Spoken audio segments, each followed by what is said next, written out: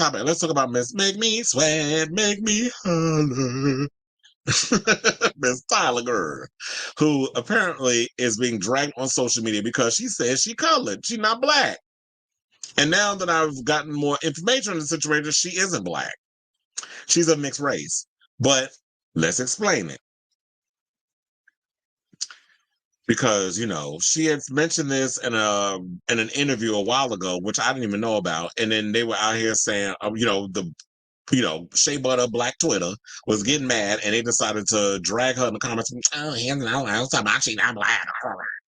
But it's just like, you know what, Americans, I think a lot of y'all who have never left the block, who've never left your towns, or even your state, or even the country, or have never really interacted with people outside of what you know.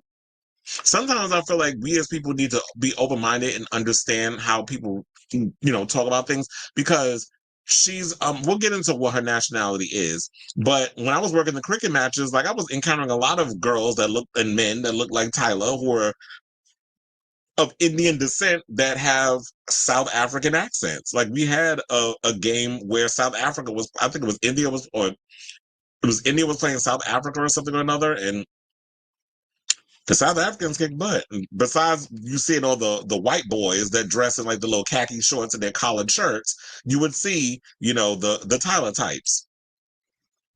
So Tyla, who's one of 2023's most electrifying breakout stars with that Water song, has recently found herself at the center of an unexpected controversy regarding her racial identity. Now, she released that damn Water song, which I was tired of hearing that after a while, because it was everywhere.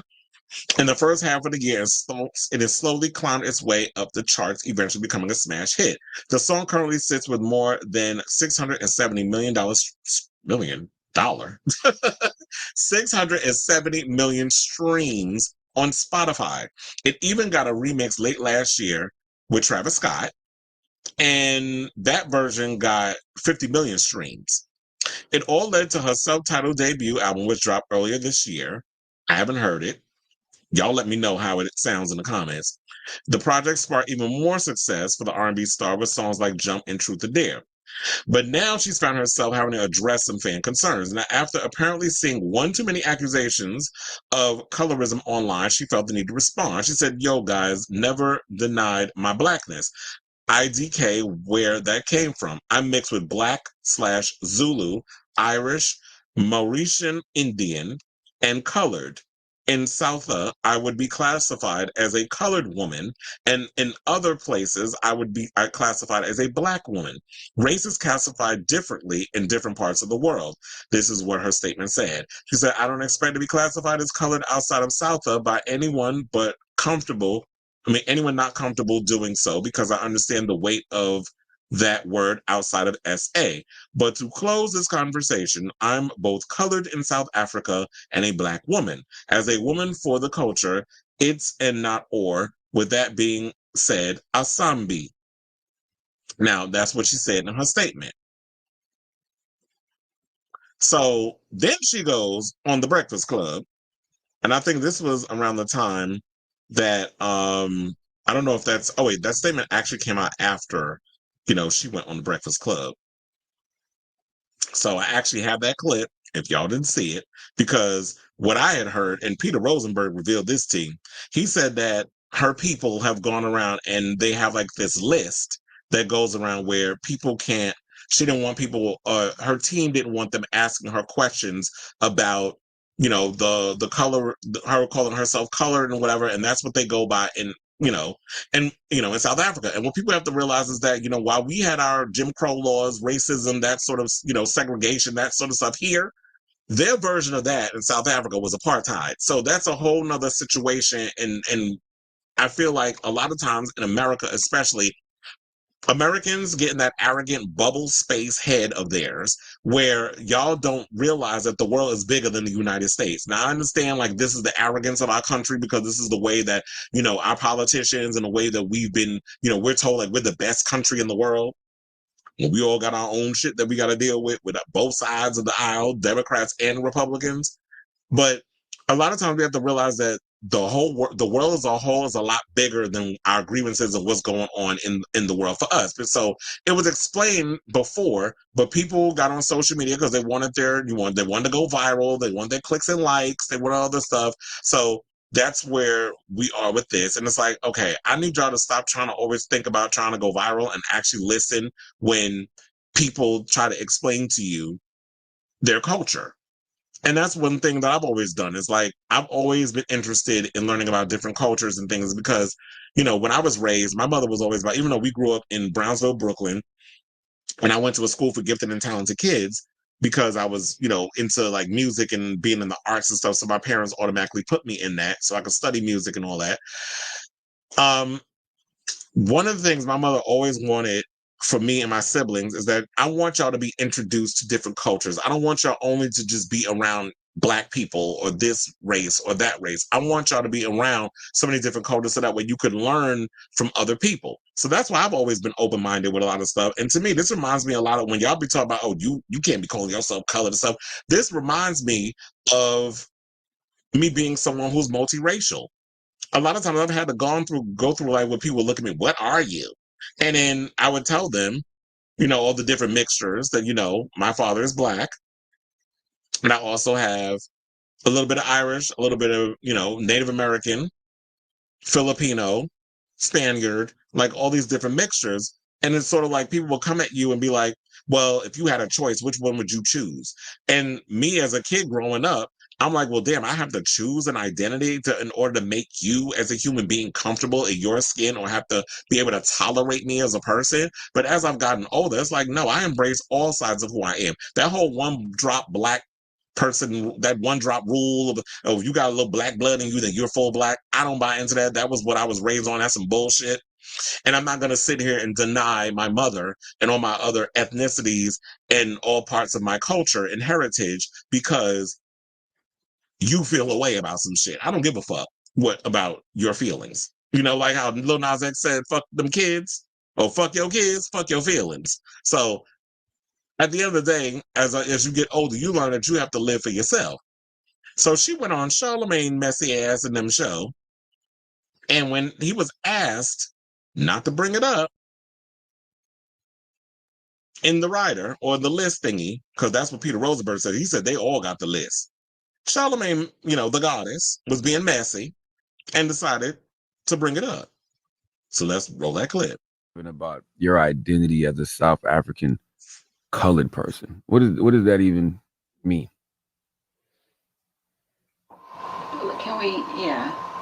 Can we not? Por favor. Oh, I like that. We keeping that in the interview too. I like when they talk from the back and say we can't. I like that. I like the character. That's good. That's even better. Next one, please. That's even better.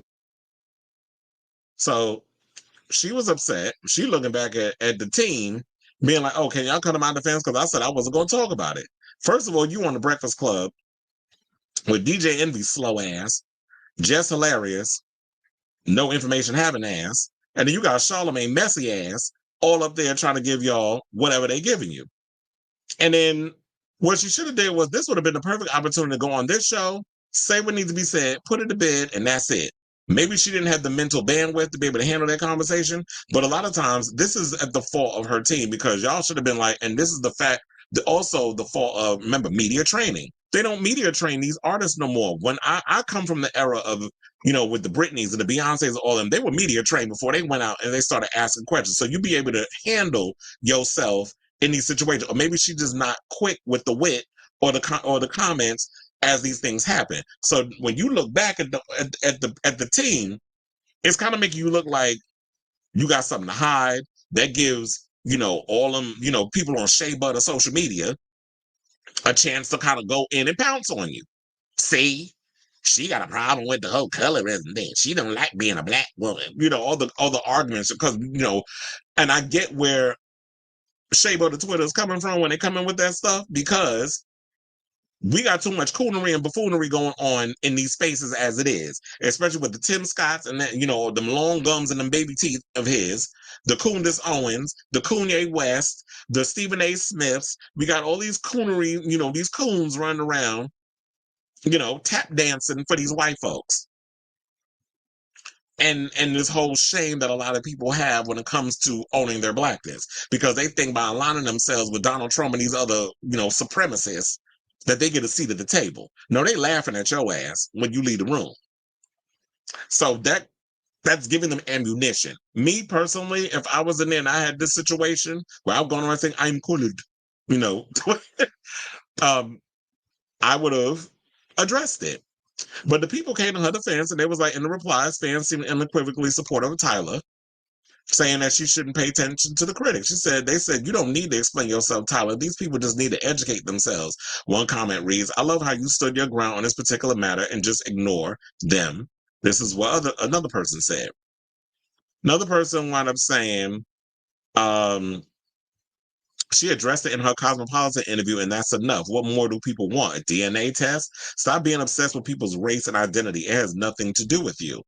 And then they added the link to that conversation, or her in the article. Another person said if people actually wanted to learn, they could just Google it. Also, she has explained this multiple times. Another person said, Tyla said, y'all not about to bait me into a diaspora war. Or, sorry, diaspora. I said diaspora. A diaspora war. Exactly, because Google is free. And that's what I'll be saying. I'll be like, Google is free. It don't cost you anything to get up on there and Google schmoogle something. But I say all this to say, look, to me, I don't understand why Americans have a problem with the word colored, when in fact, we've been able to take the N-word, I won't say it on the air, even though I have used it in certain connotations when it really has to be drawn home and make a point. But we've taken the N-word and we've turned that into a term of endearment, similar to bitch. Back when Missy Elliott put out "She's a Bitch," that was when they took that word and they turned it into a positive. Same thing with the N-word. So why can that be global? And we understand, like, oh, well, even though there are some people that I know that still have an issue with the N-word being used amongst Black people. But for the most part, Black folks have taken that word and they've turned that negative, and they've said, we're going to take it into a positive. We're going to take back that word when that word is universally used as a derogatory term. And South Africans understand it, and they've understood that, so Americans have done this and that's what it is. But why is it when it comes to colored, which we understand the history of that in America, it doesn't mean the same thing when you go to other countries? Same thing with fag. In America, we know that's a derogatory term.